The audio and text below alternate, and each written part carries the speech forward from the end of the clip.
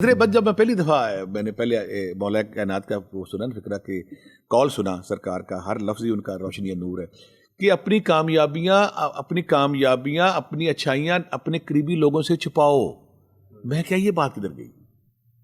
अपनी कामयाबियाँ जी हाँ। और अपने जो आप बढ़ रहे हैं आगे पैसा दौलत पर वो आप छुपाओ। तो बाद में समझ आया कि वो सही आखा वो जो मौला कायनात फरमाते हैं बिल्कुल सही फरमाते हैं कि तकलीफ ही आप करीबी लोगों को है, गैर को आपसे क्या लगे? गैर को आपसे क्या लगे? गैर कहते लगे रहो, मुझे क्या लगे? करीबी लोगों को होता है। फिर मेरे पास जब बीबियाँ आती है ना कि फलां का बच्चा जो है वो उसका दाखिला हो गया, मेरे बच्चे का नहीं हुआ, फलां ने गाड़ी चेंज कर ली, फलां ने जो नजरे बद के वाले से एक तो सूरह कलम की आखिरी आयत, ठीक है, या अपने देखने वाले फौरी कहेगा अभी जवाब भी दे। सूरह कलम की आखिरी आयत से बड़ा मैं नजरे बद के वाले से कुछ नहीं देखा।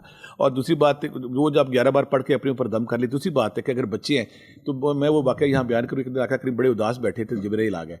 तो जिब्राइल आके कहते कि यार कायनात के बादशाह महबूबे खुदा आप उदास क्यों? तो आप कहने लगे मेरे दोनों शहजादे आज बीमार हैं, मेरे दोनों शहजादे आज बीमार हैं, इनकी बीमारी की वजह से मैं उदास हूँ। तो जिब्राइल वापस गया, अल्लाह के वापस दुआ लेके आए जिसे दुआए जबरील कहते हैं। औज़ बिकलिमातिल्लाह। तब हमें कोई बंदा हमारा सुनने वाला जब नेट पे दुआए जबरील के सामने आ जाएगी, वो आप सिंपल अगर 11 बार पढ़ के दम करते हैं, एक सूरह फल्क सूरह नास 11 बार पढ़ के दम करते हैं, 2 सूरह बकरा की आखिरी 2 आयतें 11 बार पढ़ के दम करते हैं, 3 या आयतुल कुर्सी 11 बार पढ़ के दम करते हैं। ये सारे वो जिक्र अज़कार है जिससे नजरे बद खत्म होती है और बंदा शिफा